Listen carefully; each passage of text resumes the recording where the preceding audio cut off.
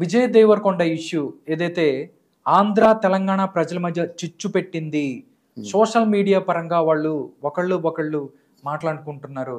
మా తెలంగాణ కుర్రాన్ని మీరు ఎలా అంటారా, అసలు మీ అల్లు అర్జున్ రామ్ చరణ్ మొహాలు చూసుకోండి అని చెప్పి వాళ్ళు ఈ విధమైన ఇప్పుడు కూడా అంటే ఆ సినిమా నుంచి కల్కి సినిమా ఎఫెక్ట్ ఏదైతే ఉందో ఇప్పుడు కూడా సోషల్ మీడియాని షేక్ చేస్తుంది. నిజంగా ఆంధ్ర తెలంగాణ మధ్య పీపుల్స్ మధ్య ఈ చిత్ర పరిశ్రమకు సంబంధించో లేకపోతే విజయ్ దేవరకొండ ఇష్యూ చిచ్చు పెట్టింది అనుకోవచ్చా? అది మనం కొత్తగా చెప్పుకుందామండి. ఈ మధ్య కాలంలోనే జాతీయ గీతానికి మన కీరవాణి గారు మ్యూజిక్ చేస్తే ఏం తెలంగాణలో మ్యూజిక్ డైరెక్టర్సే లేరా, ఆంధ్ర వాళ్ళని పెట్టాలని ఆంధ్ర తెలంగాణ అటువంటి ఒక ధోరణి వాళ్ళలో కనిపిస్తుంది. చాలా గొడవ జరిగింది. ఇప్పుడు కూడా వాళ్ళు ఏం చేస్తారంటే తెలంగాణ ఆంధ్ర అనేటువంటి ఆ విషయాన్ని రెచ్చగొడతారండి. రెచ్చగొట్టి ఎలాగైనా తెలంగాణ వర్గం అంతా ఒకవైపు ఉండి ఆంధ్ర వాడికి ఇక్కడ చోటు లేదు, ఆస్తులు లేవు, ఏమీ లేవని ఇట్లాంటి గలభేదం సృష్టిస్తారు. జనరల్గా సృష్టిస్తారు.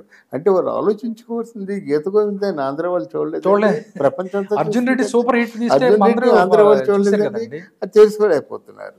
అదే మరి ఆంధ్ర వాళ్ళు ట్యాక్సీలు కట్టడం లేదా, తెలంగాణకి కడుతున్నారు కదా. కానీ ఒక డివిజన్ రావాలని ఇప్పుడు తెలంగాణ ఫిలిం ఛాంబర్ ఉంది. అంటే ఇవన్నీ ఎస్టాబ్లిష్ చేసుకుంటూ వెళ్తున్నారు. కానీ కర్మకాలిపై ఇక్కడ ఈయన ఒక్కడే చెప్పుకోవాలి. మనకు ఎప్పుడో ముందు జయరాజ్ అనేవాడు ఫస్ట్ హీరో ఆయనే తెలుగు ఫీల్డ్కి. అప్పుడు మన సంయుక్త రాష్ట్రాలుగా ఉండేవి కదా. ఇప్పుడు కదా ఆంధ్రాని దివిటీ పెట్టి వెతుక్కున్నాడు. కాంతారా కూడా మా తెలంగాణ అయిపోయాడు, వెళ్ళిపోయాడు. ముచ్చేర్లన్న తెలంగాణ వెళ్ళిపోయింది. ఇలా చాలా మంది తెలంగాణ వాళ్ళు కొంతమంది చచ్చిపోయారు, ముచ్చేర్లన్న లాంటి వాళ్ళు ముసలైపోయారు. కానీ తెలంగాణ వాళ్ళు ఎవరున్నారంటే ఎవరు లేరు కదా. అయినా కళకి ఆంధ్ర తెలంగాణ అని పేరు పెట్టడం మంచిది కాదు. ఎక్కడ అమితాబ్ బచ్చన్ వచ్చాడు మొన్న, ఎంత ఆనందించారండి మన ఆంధ్రలో, ఎంత హ్యాపీ. కమల్ హాసన్ వచ్చారు, ఎంత హ్యాపీగా ఫీల్ అయ్యారండి అందరూ కూడా.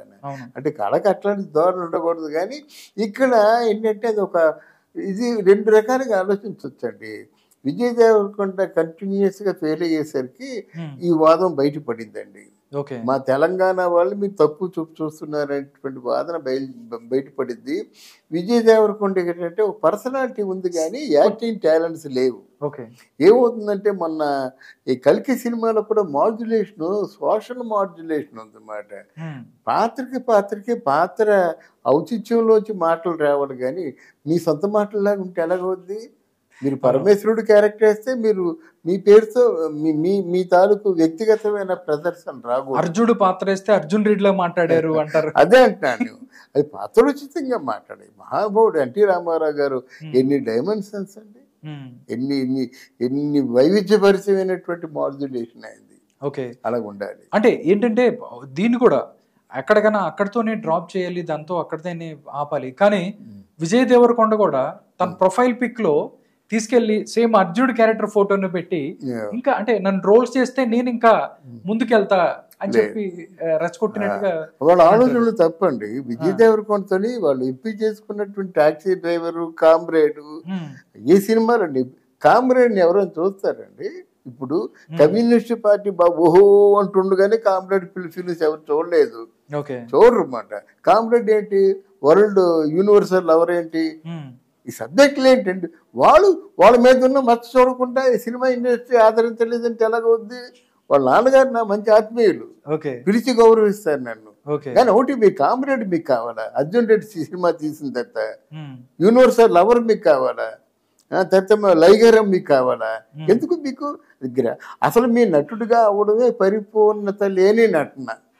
ఎక్కడ డైలాగ్స్ నేర్చుకోలేదు, ఎక్కడ డాన్సులు నేర్చుకో. చూడండి డాన్స్ వేయడు, ఎక్కడ ఫైట్స్ అవి బాగా పూర్తిగా.